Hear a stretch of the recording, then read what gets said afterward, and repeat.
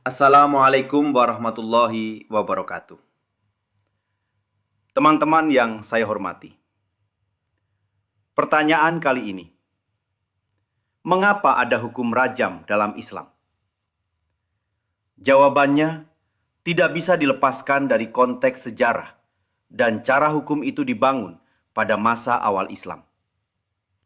Pertama, rajam adalah hukuman untuk zina yang dilakukan oleh orang yang sudah menikah, muhsan.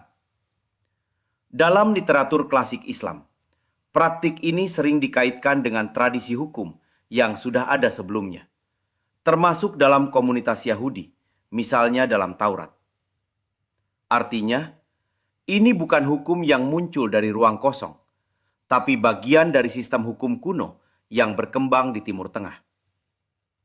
Kedua, dalam sumber Islam sendiri, hukuman rajam tidak disebut secara eksplisit dalam Al-Quran sebagai ayat yang masih ada, tetapi muncul dalam hadis, riwayat tentang praktik pada masa Nabi Muhammad. Disinilah mulai muncul perdebatan. Sebagian ulama menganggap rajam tetap sah sebagai hukum. Sementara yang lain mempertanyakan validitas dan relevansinya di zaman sekarang. Ketiga, standar pembuktiannya sangat berat. Untuk menjatuhkan hukuman rajam, harus ada 4 saksi yang melihat langsung peristiwa zina secara jelas. Dalam praktiknya, ini hampir mustahil terjadi. Sehingga sebagian sarjana berpendapat bahwa hukum ini lebih bersifat simbolik sebagai pencegah, bukan untuk sering diterapkan. Keempat, dalam konteks modern, banyak negara mayoritas Muslim tidak menerapkan rajam. Bahkan di negara yang mengklaim menerapkan syariah, praktik ini sangat jarang dan kontroversial.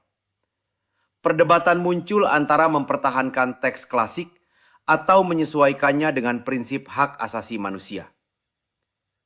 Jadi, rajam dalam Islam adalah hasil dari warisan hukum kuno, interpretasi hadis, dan dinamika penafsiran ulama sepanjang sejarah. Pertanyaan pentingnya bukan hanya mengapa ada, tapi juga apakah masih relevan untuk diterapkan hari ini.